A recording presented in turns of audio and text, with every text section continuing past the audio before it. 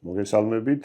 მე გახლავართ დავით ელგანდაშვილი, მედიცინის დოქტორი, ზოგადი ქირურგი, კლინიკა კარაბს ბედლაინის ზოგადი და მინი ინვაზიური ქირურგიის დეპარტამენტის ხელმძღვანელი. მე შევეცდები მოკლედ აგიხსნათ, რაში მდგომარეობს კუჭის დაავადებები, მათ შორის ყველაზე ხშირი რეფლუქს დაავადება და ავხსნა მისი დიაგნოსტიკის და მკურნალობის როგორც მედიკამენტოზური მეგზები, ასევე ქირურგიული ოპერაციები, რომლებიც საჭიროა ამ დაავადების აღმოფხვისათვის.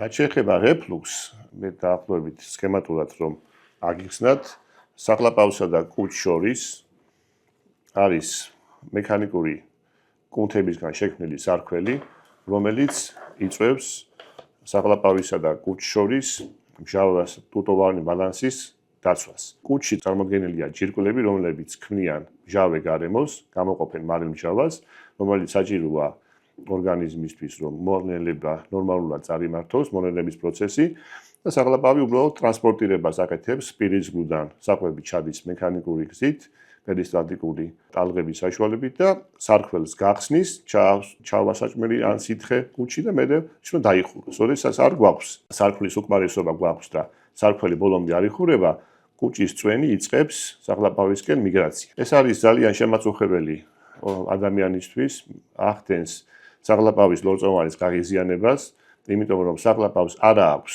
კუჭის წვენისგან დამცავი გარსი და ყოველი ულუფა ამოსროლილი ამ კუჭის წვენის აეროზოლით ჰაერში გახსნილი დაბოყინების დროს ან გულძმარვას რო ეძახიან პაციენტები, ეს არის საყლაპავის გაღიზიანება, ანუ დამწვრობა კუჭის წვენისგან. საყლაპავი თავიდან უძლებს ამ პროცესს და ახდენს მის გაწმენდას, მაგრამ თუ ეს ღებულობს უკვე სისტემატიურ ხასიათს, გრძელდება მთელი დღის განმავლობაში ღამითაც, მერე უკვე საყლაპავის ლორწოვანი იწყებს დაზიანებას, იგი ზიანდება, ჯერ წარმოიქმნება ეროზიები, მერე ნახეთქები, შეიძლება სიზდენაც ატყდეს და სისტემატიური ეს კუჭის წვენის ზემოქმედება, ანუ რეფლუქსი, კუჭის წვენის მიგრაცია საყლაპავისკენ იწვევს საყლაპავის კარდიის ნაწილის უჯრედების გადაგვარებას.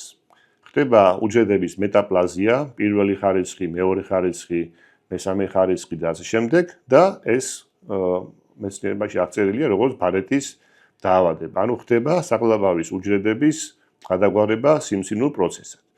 როგორ ხდება ამ დაავადების დიაგნოსტირება? პირველ რიგში უნდა მოხდეს საყლაპავის ლორწოვანის და კუჭის ლორწოვანის დათვალიერება გასტროსკოპიული, ენდოსკოპიური გზით.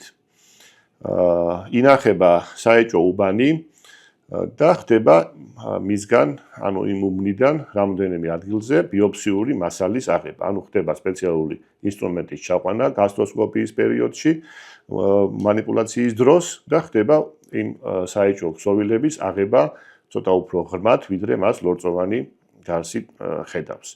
ხდება მე ამ უჯრედების დათვალიერება ჰისტომორფოლოგიურ კვლევაზე და პასუხის მიხედვით განისაზღვრება ადამიანის ან პაციენტის მკურნალობის მეთოდი. მედიკამენტოზური იქნება ეს თუ იქნება ქირურგიული ჩარევის საშუალება.